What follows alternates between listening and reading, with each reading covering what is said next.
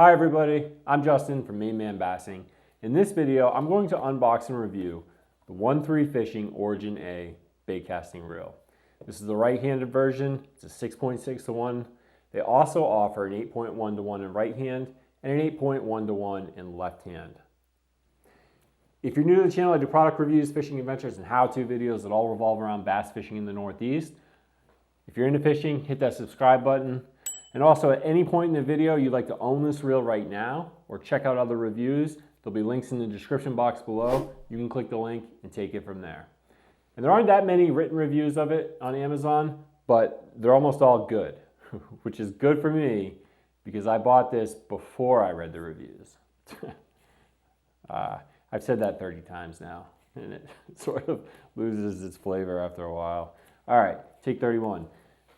1-3 Fishing or 13 Fishing, depending on who you're talking to.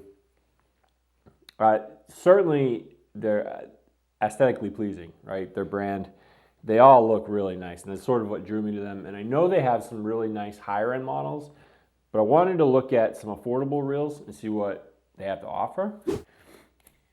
Out of the box, the first thing I noticed were the handles, right? These are their one-touch handles. They're like a rubbery material, and they are super comfortable. Like, you know, in Maine, during ice off and ice right before ice on, these are going to shine. I just have, you know, obviously I haven't used it, but I have a feeling these are going to be super comfortable in those really tough weather conditions, where I think that's really when it's really important to have a softer handle, a comfortable handle.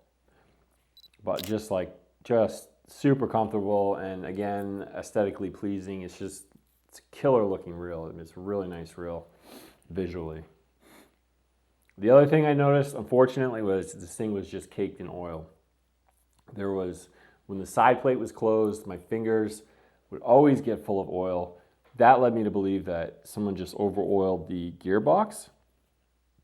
And when I take the side plate off and adjust the brakes, I just get covered with oil. So I don't know if that was 1-3. It could have been the carrier that had it before. For some reason, they might have oiled it. I'm not really sure. This is really, I did my second 1-3, and I haven't used either of them. So if you're familiar with 13 or 1-3, leave a comment in the comment box and let us know. Is this typical? How do they perform? It'd be really great to know. I kind of want to look into getting another reel, depending on how this one performs. And another knock is just out of the box. There's just, on this handle, there's a lot of play. I'll put it up to the microphone. I don't know if you can see it, but you can definitely hear it. And it's way more play than I have on any other of my bait casters. I'm not an expert, but I think, probably shouldn't be that much play up here by the handle. So that's what it was like out of the box. Super comfortable handles, but a little greasy and a little bit of play on that handle. How that's going to affect the performance, I'm not sure. It doesn't necessarily mean it's like a horrible reel. You know what I mean? But it's just something I noticed. Your handle, I don't know the material, and I really need to start calling these companies and talking to the development team. I don't know what the handle is made out of. Feels like metal. It's nice and smooth. It looks like a two-piece handle, but it's not. It's a solid piece handle, and it's swept. And I don't have an issue with it. It's either graphite or metal, and I like it. The spacing's right. Things are where they should be. I'm not really bumping into anything when I'm reeling in. It's a nice feeling. This drag star is, again, I don't know the material. You're on your own for that one. It's based on the fact that the frame is plastic. I'm going to assume that the drag star is plastic. It's either plastic or graphite, right? It is audible, and I like it. I like the spacing. It's easy to access. It doesn't get jammed up anywhere. And there's a little bit of play on it. That's what I was talking about earlier. That play, I think, possibly related to this drag star. I'm not sure, but I like it. I mean, it's a good feeling. Tension knob, it's a bit oversized. or a bit bigger. It's one of the bigger tension knobs I've seen, and it's got a sort of plastic cover. Ideally, I'd like to have maybe a little bit smaller tension knob that's metal, and that would make an audible click. This doesn't make an audible click, but that's not what matters to me. Is how this thing performs. Like, does it cast, and can you reel it in, and will it give me 3 seasons? The tension knob being too big is not a huge deal for me. I could even, if your hands are big enough, you can reach over and actually adjust it with your thumb. The frame, as I mentioned, is composite. All the models weigh 7.3 ounces. In my opinion, that's pretty standard for an affordable reel. There's nothing overbearing about the weight. I actually think it feels pretty good once you get rid of the grease. The spool is an aluminum spool, and it has some nice inlay artwork on it. It has the number 13, and it says "more than luck."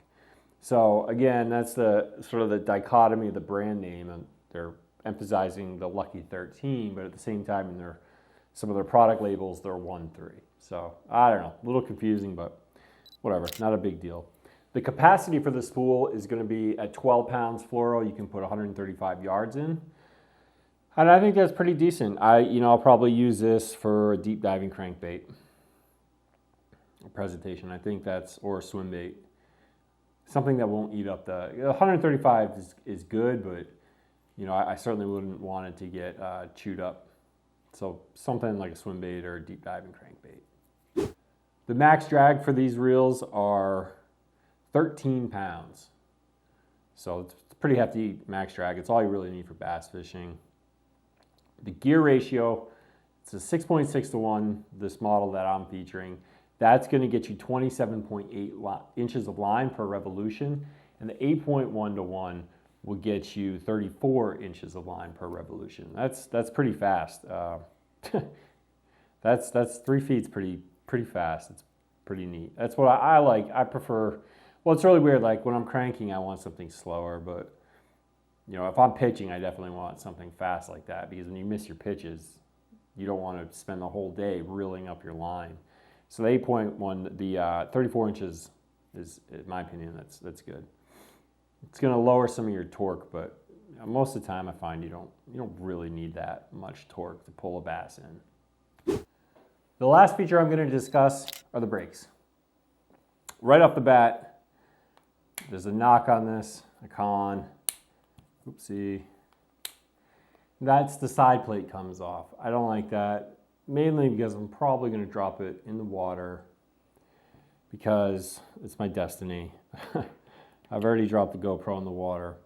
But in all seriousness, it's 2020. I think all the side plates should be attached to the frame somehow.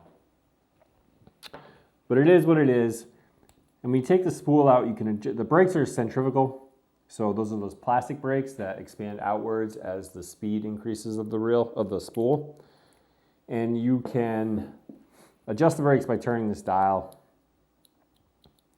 So I don't have an issue with the brakes. I think centrifugal brakes will be fine.